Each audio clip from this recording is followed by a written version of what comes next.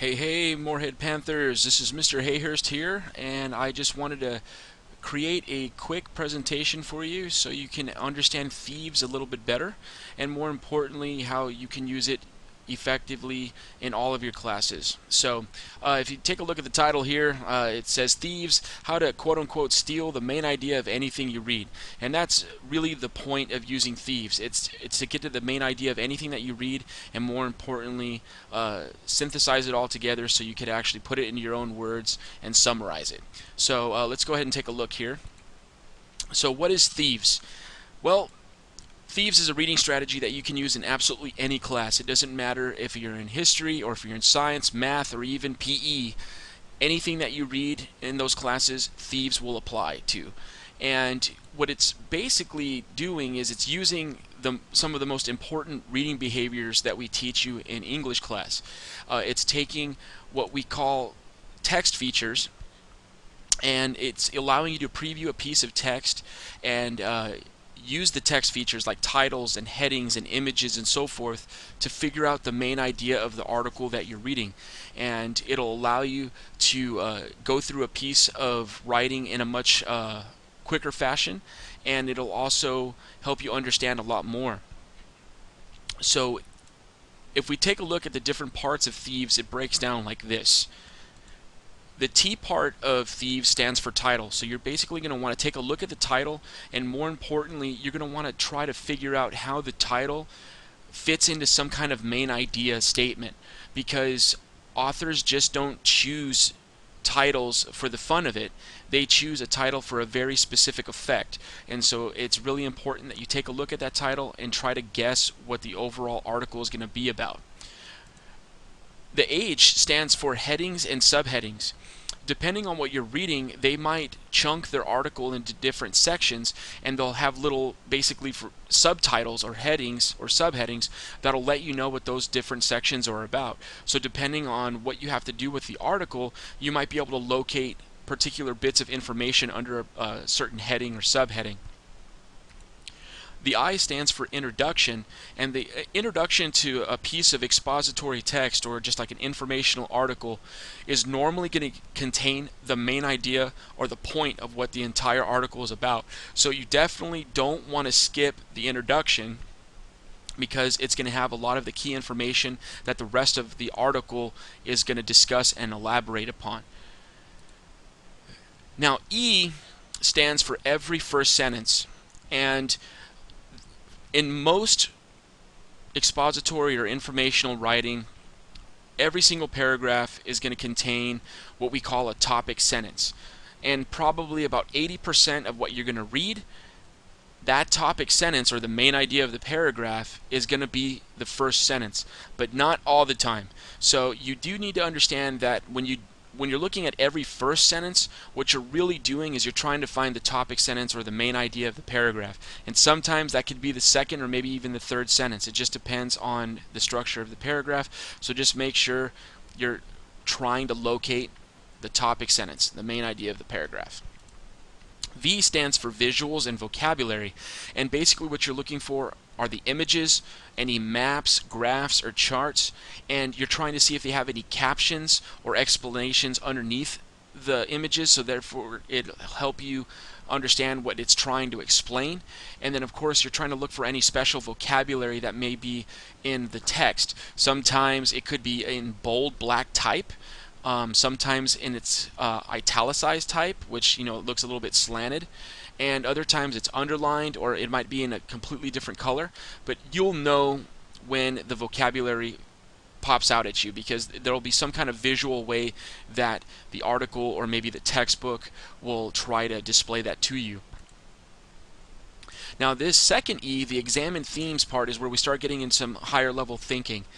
And a theme is some kind of universal lesson or broad topic that the article or the piece of writing that you're reading is tied to. at the beginning stages of using Thieves, what you're really trying to do is see how the article connects to a larger picture.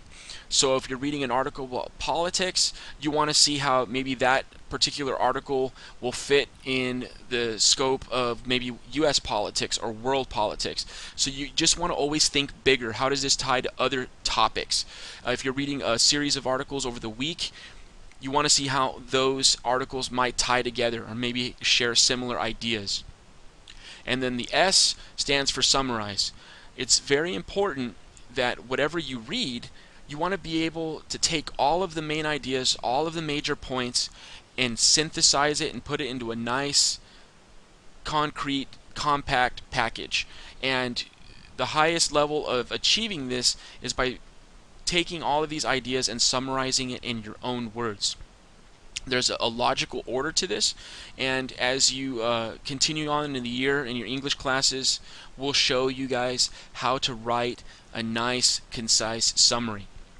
So that pretty much breaks up all the different parts of Thieves, and depending on your class, you may use all of it and you may use only part of it. What you need to understand is that 80% of Thieves is a very powerful previewing strategy where you're taking a look at all the text features, the titles, the headings. You're taking a look at the introduction.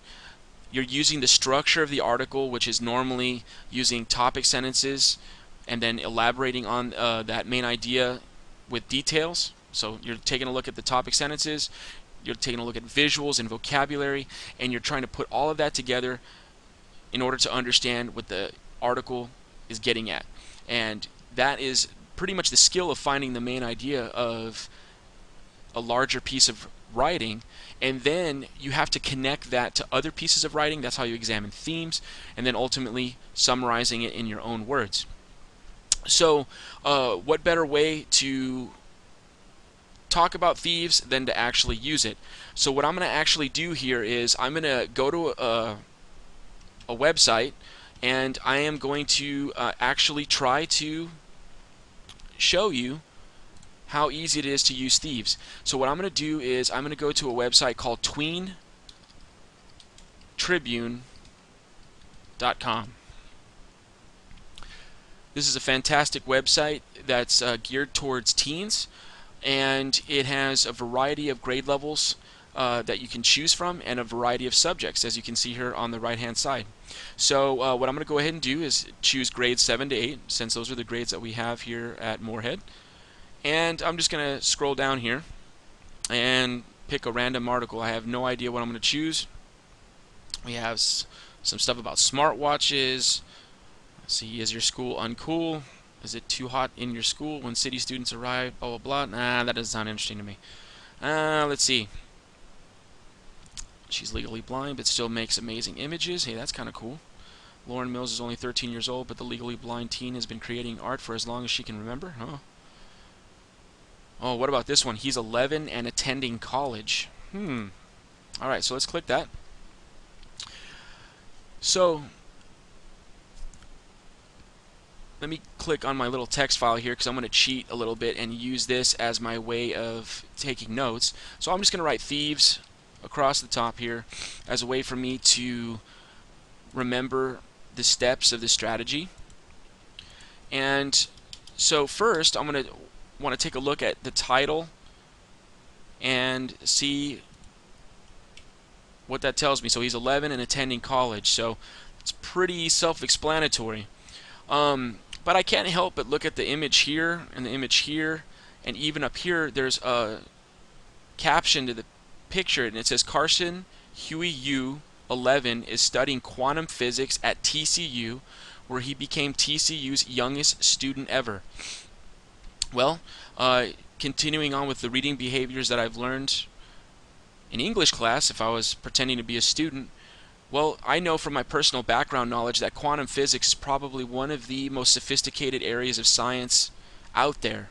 So he is literally studying the cutting edge of science and figuring out what the universe is comprised of. And you know, in quantum physics they talk about things like multiple universes and all kinds of stuff, and he's 11, so that's nuts.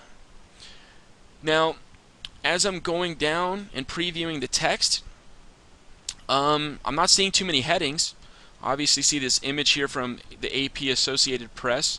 So that's just spamming us and letting us know that the Associated Press is the one that came out with this. But I do see a heading here in bold type that says Critical Thinking Challenge. So it's asking me a question here. If he's so much younger than college students, why would 11-year-old Carson Huey want to go to college now? So it's kind of giving you like a larger question. So maybe you can think about that after you're reading. So not really getting any headings or subheadings here, so that leaves me with going to the introduction. Usually that's the first paragraph or two in an article, so let's go ahead and take a look at it. So it says, like most college freshmen, Carson Huey Yu is hoping to get good grades, make new friends, and not get lost on campus. But unlike most freshmen, Carson is just 11 years old. Alright, so it's pretty much setting the tone for the rest of the article. You know, he's a college freshman, but he's 11 years old. So obviously he's going to have some unique challenges being 11 years old and being a college freshman. Imagine, you know, being a sixth grader and you're walking around with 18, 19, 20-year-olds. So it would be pretty intimidating. Now, the E step is every first sentence, or zeroing in on those topic sentences. So what we're going to do is, as we take a look at the article, we're going to see what we can find. Now you'll see that some of these are just one sentence blurbs, and this is starting to become more and more popular with articles on the internet. And as you guys will start reading more and more articles over time, you'll see that there's a lot of this one sentence kind of blurbs, and you'll struggle to actually find full-on paragraphs. And the reason why they do that is because people are starting to become more and more distracted as they look at stuff online, and so they want to just kind of zero in on the information that's important. So this one here says, the 4'7", 75-pound child prodigy became the youngest student ever to attend Texas Christian University in Fort Worth when classes started last week. All of that, even though it looks like it's half a paragraph, was really only one sentence. Carson said he got some attention when he first walked into his classes. Okay, I would imagine that would be the case, being only 9 years old. People definitely noticed, he said, there was definitely some whispering in the back of the class, but being in the center of attention isn't a new thing for Carson. Okay, so I imagine that this is going to be a setup to talking about the rest of his life, because he's probably a genius. So he was 5 in the 8th grade. All right. He graduated in May from a private Grapevine High School as co-valedictorian. So yeah, he was the second highest achiever, I guess, at his school. That's usually what a co-valedictorian is. He scored 1770 on his SAT. Now, I obviously read more than one sentence there, but these sentences are so short. This is really one long sentence if you think about it, so it's not a big deal. It was actually fun graduating, said Carson, who lives in Southlake, about 20 miles northeast of Fort Worth. His mother, Claretta Huey Yu, said that Carson was reading by age 2 and that numbers and math came easily to him. So it pretty much means that he had an easy time with numbers and math at a very, very young age. Huey Yu and her son looked at many colleges but chose TCU because it was a good fit and it has a strong physics program, she said. So another one sentence job, not a big deal. Each morning after dropping off her younger son, 7-year-old Kanan, at school, Huey Yu and Carson go to TCU, where she helps him get around campus. Alright, so she kind of helps him get around. C. Magnus L. Ritby, what kind of name is that? That's insane. Anyway, Senior Associate Dean for Administration and Graduate Programs in the College of Science and Engineering said the school put together a group of faculty and representatives from other areas of campus life to work out any issues. So if you think about it, all of that doesn't really help us much. It just takes us to this point here where it says we are trying to help make a good place for him here. So all of that led up to them just kind of helping Carson out.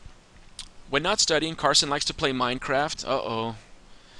A video game in which players can create items and buildings from scratch. He's also a big Star Wars fan, as any kid should, because Star Wars is awesome.